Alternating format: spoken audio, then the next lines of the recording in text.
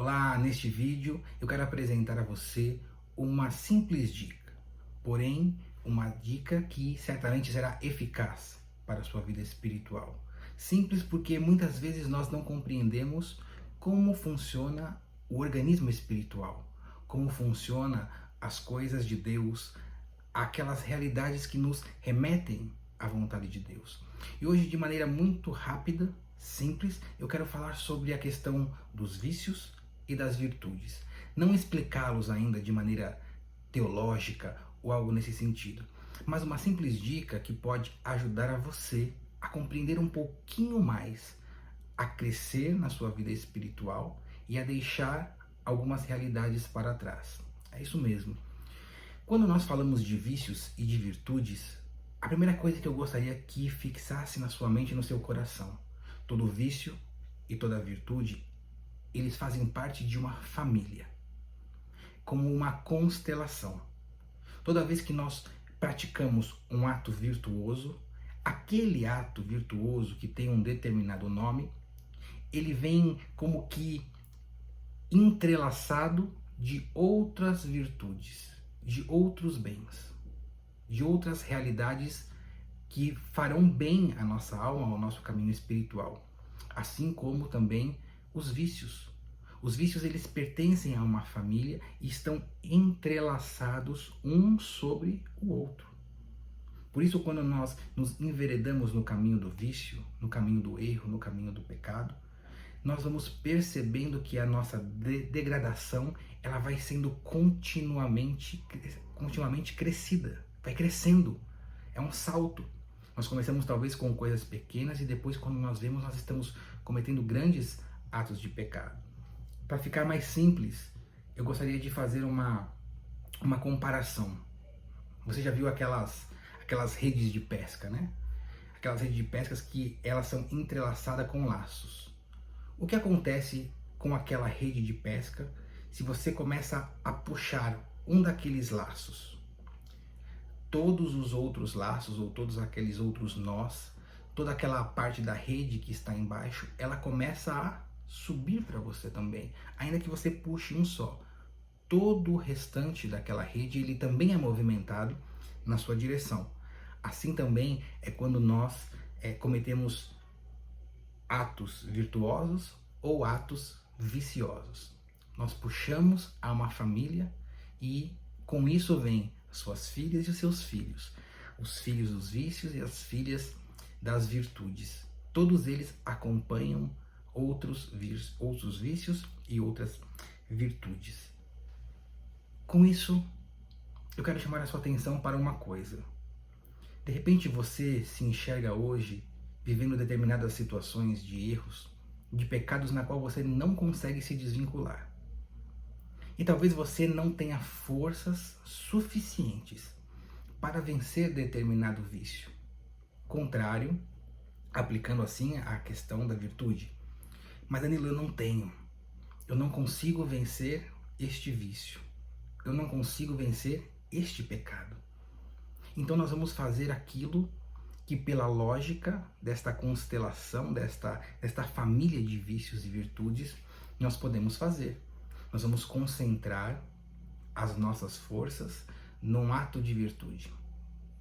Se de repente o vício do pecado da sexualidade, ou o vício do pecado da preguiça, o vício que seja, para aí um pouquinho, pensa, e que vício hoje atrapalha você e que você não consegue vencer?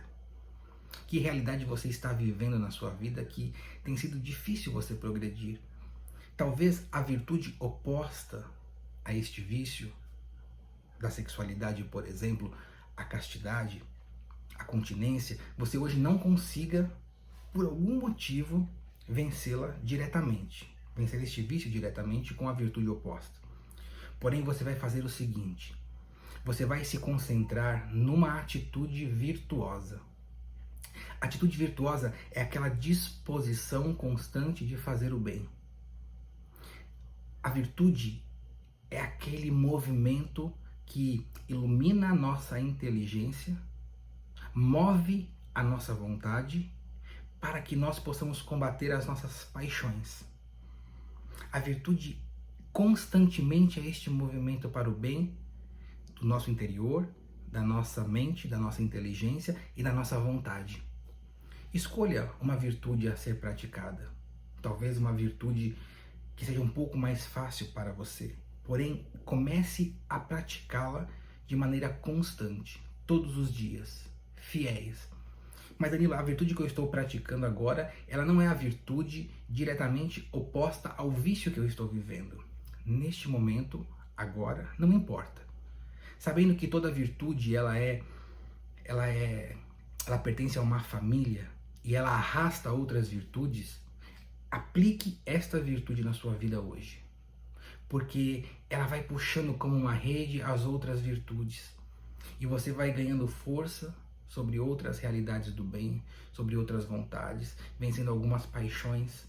E quando você for ver, aquela virtude da continência, da castidade, vai estar mais próximo a você porque você praticou outros atos de virtude.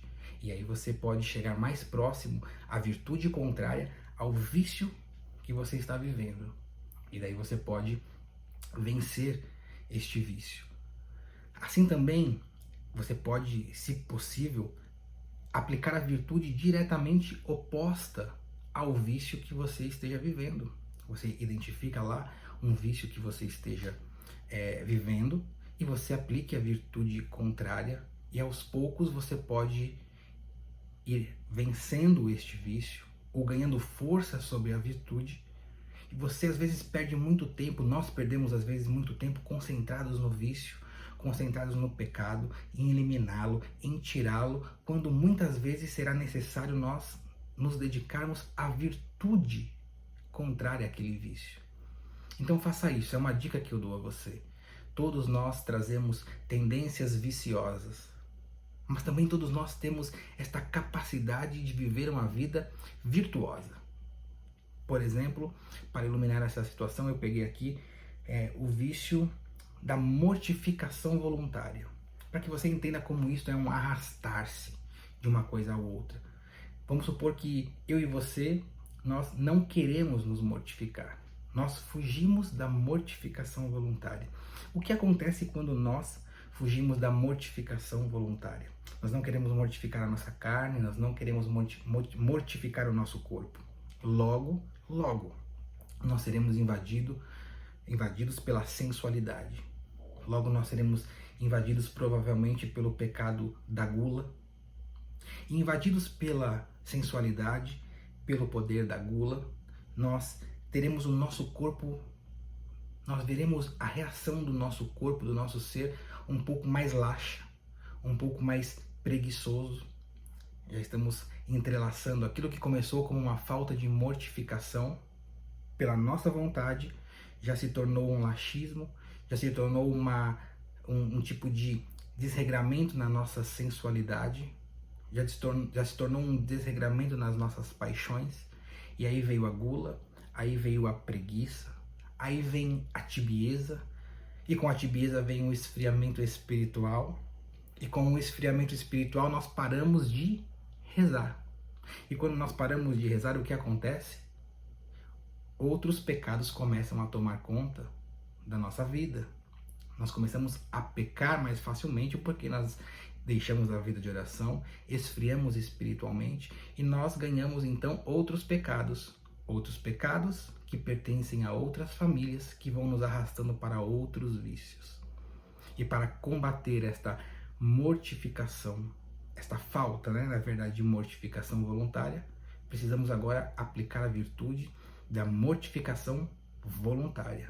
Escolhemos a mortificação, escolhemos as penitências para combater a tudo isso que agora nos tomou. Então, faça um apanhado geral daquilo que é a sua vida.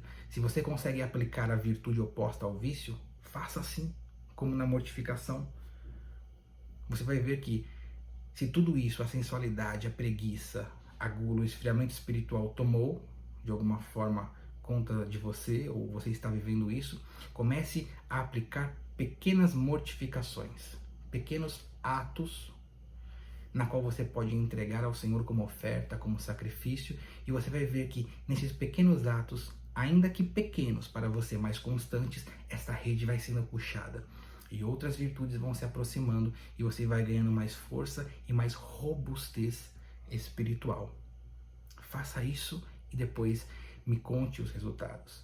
Toda virtude e todo vício vem acompanhado de seus filhos e de suas filhas. Uma boa luta para você e que Deus abençoe.